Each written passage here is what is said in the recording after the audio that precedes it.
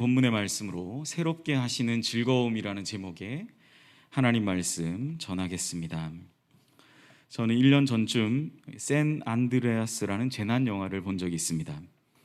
미국 캘리포니아주 남부와 북부를 지나는 한 1000km에 이르는 단층을 가리켜서 샌 안드레아스 단층이라고 부른다고 합니다. 이 영화는 가상의 현실 가운데에서 이 단층이 끊어지면서 진도 9라는 어마어마한 강진이 일어나는 것을 배경으로 하고 있습니다.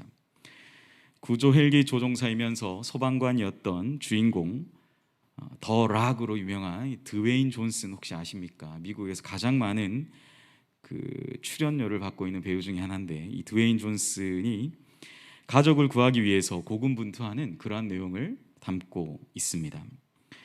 영화는 이 지진이라는 가상의 상황을 사용해서 재난을 만난 사람과 그 가정, 또 그 가족 구성원들이 어떻게 이 재난을 대응하는지를 잘 보여주고 또 살펴볼 수 있는 그러한 영화라고 할 수 있죠. 사랑하는 여러분, 여러분은 재난을 만날 때 어떠한 생각을 가지고 또 어떠한 자세를 취하며 살아가십니까? 실제로 우리는 이번 주간에 이례적인 폭우로 인해서 서울은 어마어마한 폭우가 있었죠. 많은 사람들이 피해를 입고 여전히 그 아픔과 고통스러운 시간을 보내고 있습니다. 방송으로 이런저런 상황들을 보면서 저는 좀 안타까운 마음이 들었어요. 이런 재난의 상황 가운데서 우리는 이것을 가지고 여러 가지 정쟁의 도구로 사용해서 누군가를 비난하고 깎아내리고 공격하는 용도로 쓰는 그런 모습을 볼 때 참 마음이 아팠습니다. 재난을 당한 것도 슬픈데 그것을 서로를 향해서 손가락질하는 것, 참 하나 되기가 힘들구나라는 생각을 또 하게 되는 한 주간이기도 했습니다. 마음을 합해서 이러한 위기를 잘 극복해야 할 텐데 하는 그런 생각이 들었던 한 주간이었어요. 저는 사실 비 오는 날을 별로 안 좋아합니다. 저는 설교 중에 여러 번 저에 대해서 그렇게 많이 얘기하지 않지만 비 오는 날을 별로 좋아하지 않는다라는 말씀을 드렸던 적이 있습니다.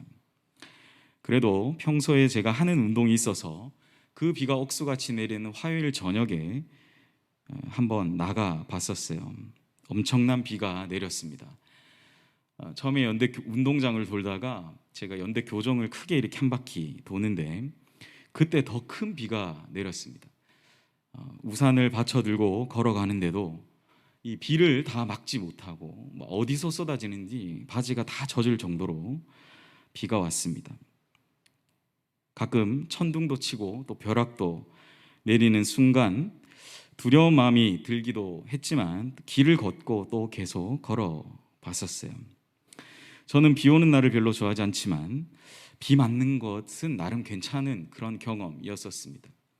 재난의 현실 가운데에서 우리는 누군가를 비난하기보다 삶의 현실 가운데에서 우리가 그 상황 가운데 어떻게 대처하는가를 생각해 봐야 되는 것이죠. 사랑하는 여러분, 여러분은 재난의 상황을 만날 때 무엇을 하십니까? 어떤 사람은 이 재난의 고통 속에서 자신이 살아온 삶에 대한 후회와 반성을 합니다. 내가 좀 더 잘할 걸, 내가 좀 더 그 사람에게 더 나은 선택을 할 수 있도록 할 걸 하는 후회와 반성이죠. 평소 잘하지 못했던 가족들이나 사람들을 생각하면서 후회하기도 합니다. 어떤 사람은 앞서 샌 안드레아스의 주인공처럼 어떻게든지 이 상황을 돌파하기 위해서 평소에 준비된 자신만의 기술을 활용해서 위험을 타개하고 돌파해 나아가려 하겠죠. 또 어떤 사람은 이 거대한 재난 앞에 압도되어서 어찌할 바를 모른 채 어서 이것이 지나가기를 바라면서 그저 그렇게 엎드려 있는 그러한 사람들도 있습니다. 여러분은 재난의 상황 가운데 어떠한 삶의 자세를 가지십니까? 오늘 우리가 함께 읽은 예레미야 애가의 말씀은 예레미야가 부른 슬픔의 노래죠. 우리는 너무나 잘 알고 계실 것입니다. 예레미야는 자신이 당한 이 재난 앞에서 슬픔의 노래를 부르고 있는 거죠.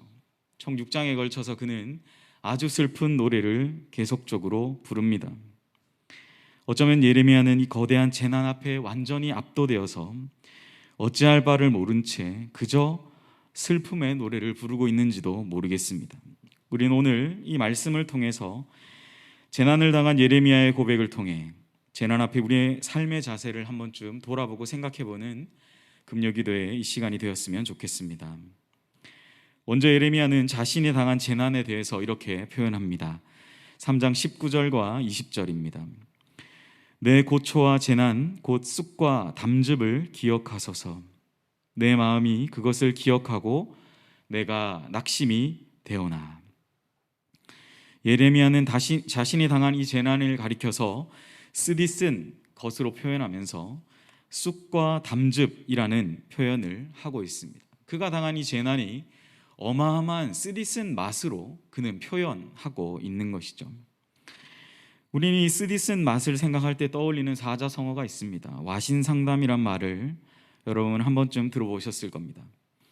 춘추 전국시대 월나라 왕 구천이 오나라 왕 부차에게 패하여 복수를 위해 그때 당한 치욕을 잊지 않으려고 몸을 수고롭게 하면서 섬나무 땔감 위에 지내고 곰의 쓸개를 옆에 두고 그것을 맛보기도 하고 마시기도 하고 그렇게 맛보면서 내가 그 치욕을 잊지 않겠다라는 다짐을 했던 그 말이 바로 와신상담이죠.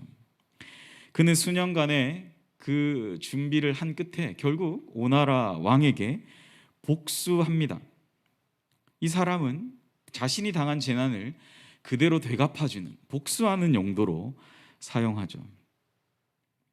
오늘 예레미야는 어떻습니까? 자신이 당한 재난에 대해서 복수하거나 되갚아주는 것은 아니었습니다. 그저 그는 자신이 당한 이 쓰디쓴 재난 앞에 슬픔의 노래를 부르고 있는 거죠. 그 쓰디쓴 맛을 그저 느끼고 있는 상황 가운데 있습니다. 오히려 예레미야는 이 재난의 쓰디쓴 맛을 통해서 배우게 된 것이 있다라고 이야기하죠. 21절과 22절의 말씀입니다. 이것을 내가 내 마음에 담아두었더니 그것이 오히려 나의 소망이 되었사옴은 여호와의 인자와 긍휼이 무궁하심으로 우리가 진멸되지 아니함이니이다. 예레미야는 이렇게 고백하죠. 자신이 당한 이 재난 앞에서 내가 한 가지 배운 것은 바로 이것이 내 소망이 되었다라는 고백입니다. 재난이 소망이 되었다라는 고백이에요. 그 소망이 무엇이냐? 우리가 완전히 이 땅에서 소멸되지 않게 하시는 여호와의 인자하심과 그 긍휼하심을 내가 알게 되었다라는 고백이에요. 참 놀라운 고백 아닙니까? 사실 와신상담이라는 사자성어에서 볼 수 있듯이 우리는 재난의 상황 가운데 그것을 되갚아주기에 급급하지 사실 그것을 이렇게 놀랍도록 받아들이는 삶의 자세를 가지는 것은 결코 쉽지 않습니다. 우리가 앞서서 보았듯이 직면한 재난의 상황 속에서 매 순간 스스로 최선을 다하지 못한 후회나 재난의 상황을 타개할 목적으로 어떤 일을 실행에 옮기는데 우리는 많은 힘을 쏟게 되는 것이죠. 그러나 예레미야는 어떠합니까?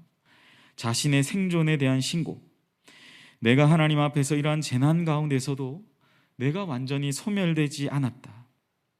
그것이 바로 하나님이 나로 하여금 살아있게 하셨다라는 놀라운 고백을 하고 있는 거죠.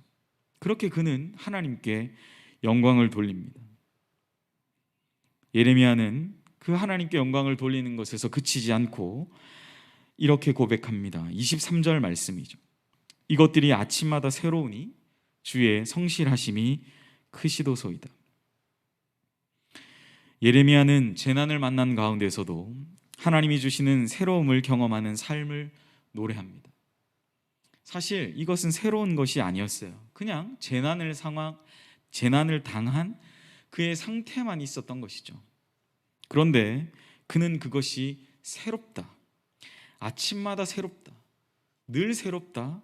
그리고 주의 성실하심이 크시다라는 고백을 하나님께 올려드리고 있는 것입니다. 재난 속에서도 주님이 베푸신 인자와 긍휼의 크심과 아울러 주님의 성실하심을 예레미야는 노래하고 있는 것입니다. 사랑하는 여러분, 우리의 신앙생활은 매 순간이 뻔한 스토리의 삶으로 또한 뻔한 삶을 살아가는 뻔한 사람들의 그런 이야기가 아닙니다. 어쩌면 우리 각자가 당면하게 되는 모든 사람의 삶의 이야기들 속에 숨어 있는 하나님의 섭리와 뜻, 그 삶의 의미들을 파악하고 우리가 이 땅 가운데 완전히 진멸되지 않고 생존하게 하시는, 생존 신고를 하게 하시는, 우리로 하여금 살아있다라는 그 사실만으로도 우리의 삶의 의미를 발견하게 하시는 그 하나님의 은혜를 노래하는 이 예레미야의 마음이 오늘 이 밤에 우리 모두의 마음이 되시기를 주님의 이름으로 간절히 소망합니다. 진멸되지 않고 살아있게 하시는 하나님의 성실하심을 노래하는 삶이 바로 성도의 삶이며 신앙인들의 생활이라는 것을 오늘 예레미야는 우리에게 말씀하고 있는 것입니다. 예레미야가 고백한 쑥과 담즙과 같은 재난은 무엇이었습니까? 모든 동족들이 잡혀가고 자신은 도움을 구하기 위해서 이리저리 다 다녀보아도 아무도 나를 도울 사람이 없었던 그러한 막막함이었죠. 바벨론도 가보고 아수르도 가보고 그리고 심지어 애굽까지 내려가서 그는 피난한 이스라엘 백성들을, 그 남유다의 백성들을 바라보면서 도대체 이 상황이 어떠한 상황인지 기막힌 가운데 그는 이 예레미야 애가의 슬픔의 노래를 그저 부르고 있는 것이죠. 사실 이 고백, 오늘 본문의 이 고백 결코 쉬운 고백이 아닌 것이죠. 그가 당한 이 정말 쓰디쓴 재난의 고백, 여호와의 약속의 땅에서 함께 거했던 이 언약의 백성들이 바벨론으로도 끌려가고 애굽으로 끌려가고 생사를 알지 못하는 상황을 만났던 것이 바로 예레미야가 당한 재난이었습니다. 그러나 예레미야는 그러한 모든 재난들 속에서 그 재난들 또한 하나님의 인자와 긍휼을 맛보는 자리가 되고 주의 성실하심을, 그 주님의 성실하심을, 그 크심을 알게 되는 자리라고 예레미야는 오늘 이 시간 우리에게 고백하고 있는 것이죠. 우리에게는 여름 2달간 여러 가지 사역들이 진행되었습니다. 저는 그것이 바로 주님의 새로움을 경험하는 즐거움의 자리였음을 고백하지 않을 수 없었습니다. 물론 제가 현장에 다 있었던 것은 아니지만 수련회 하나, 성경학교 하나가 다 끝날 때마다 끝나고 난 사람들의 고백이 다 그러한 고백이었어요. 제가 우리 교육자들이 얼마나 쉽지 않게 그 수련회 사역들을 준비했는지를 다 알고 있으니까 그 수련회 성경학교가 끝나고 난 이후에 그 새로움, 하나님의 일하심을 고백하는 것을 보면서 어쩌면 예레미야가 오늘 드리고 있는 이러한 고백이 아닐까라는 생각을 했습니다. 물론 재난의 상황은 아니죠. 힘들었지만 재난은 아니었습니다.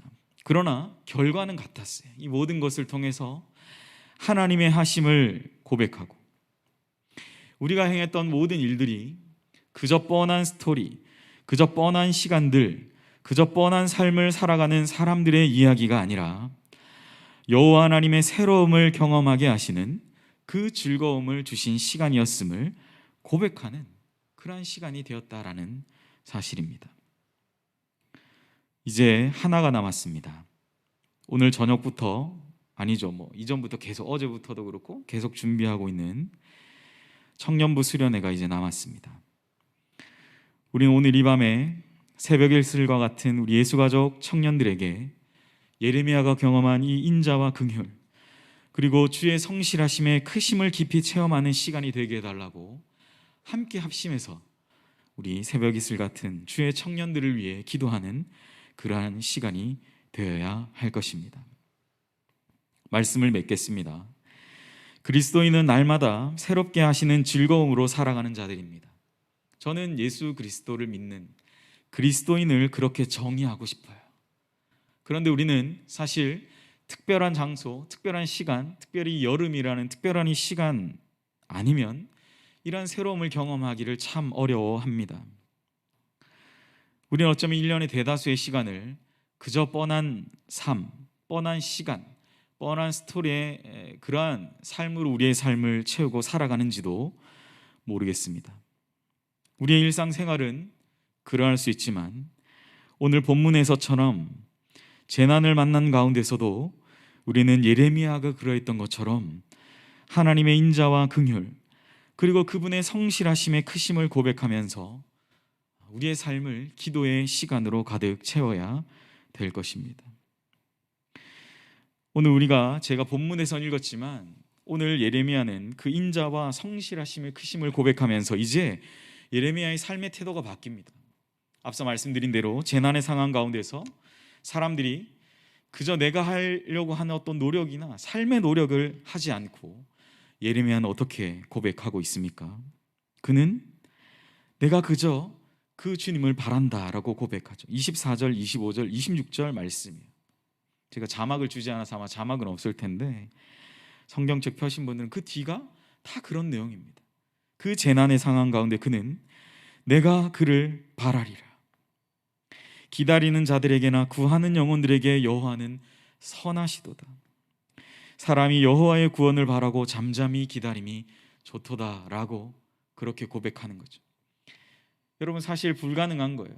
내가 지금 당장 재난을 당했는데 여호와의 선하심을 바랄 만큼 어떻게 여유가 있을 수 있습니까? 그런데 예레미야는 오늘 그 여호와의 선하심을 잠잠히 기다리면서 내가 그를 바라겠다라는 고백으로 오늘 말씀을 마무리하고 있는 것이죠.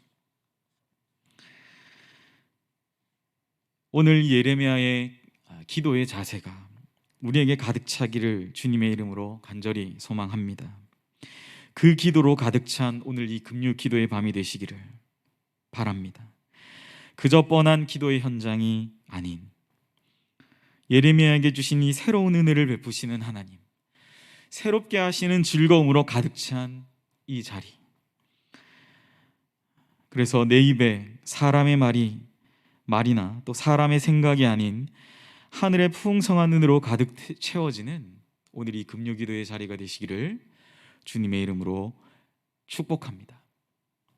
이 시간 우리 함께 찬양할까요? 괴로울 때 주님의 얼굴 보라라는 찬양입니다. 사실 괴로울 때 주님의 얼굴 바라보는 것 결코 쉽지 않은 것 같습니다. 예레미야도 오늘 본문에선 생략됐지만 자신이 하려고 했던 인간적인 많은 노력들을 했습니다. 이곳저곳 다녀보아도 자신의 인간적인 노력은 사실 모든 것이 헛된 것이었음을 그가 깨닫게 되죠. 그저 눈물만 흘릴 수밖에 없었던 예레미야였습니다. 오늘 이 시간 괴로울 때 그 주님의 얼굴 바라보면서 우리에게 새 힘과 새 능력을 주시는 주님을 경험하는 찬양으로 하나님께 나아가겠습니다.